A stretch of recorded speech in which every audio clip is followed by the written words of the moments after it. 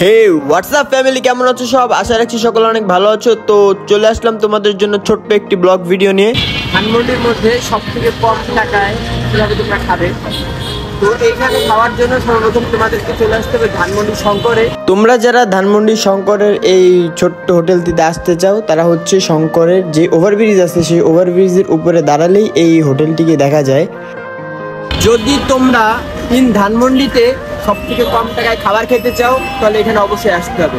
তো খাবারটা অর্ডার দিয়ে আমি প্রথমে আমার হাত দুটো সুন্দর করে ধুয়ে নিলাম। এখানে পাশেই ওদের হাত ধোয়ার জন্য এই ফিল্টারটা ছিল। তো এখান থেকে হাত ধোয়ার পরে আমি ডাইরেক্ট চলে গেলাম খাবারের টেবিলে। তো এখানে আমার কিছুক্ষণ অপেক্ষা করার পরে আর কি ওরা আমাকে খাবার দেয়। তো এখানে খাবার যেটা, এখানে খাবারের দাম খুবই কম। এখানে ভাতের প্রাইস ছিল মাত্র 10 টাকা, আর এখানে 2 পিস মুরগির মাংস মাত্র 50 টাকা।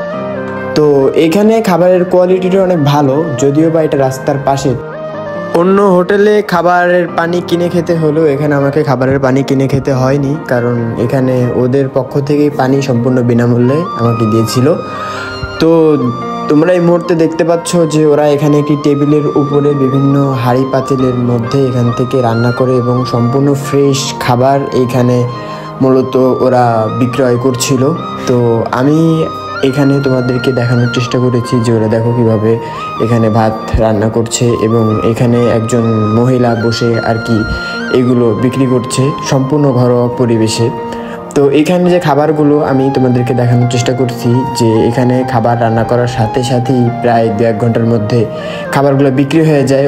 আমরা হয়তো মনে করি যে রাস্তার খাবার হয়তো ভালো হবে না, রাস্তার পাশের খাবার হয়তো বা সেরকম মানসম্মত না, কিন্তু আমার এখানে খাওয়ার পরে যেটা মনে হয়েছে এখানে খাবার খুবই ভালো এবং সুস্বাদু কম টাকার মধ্যে।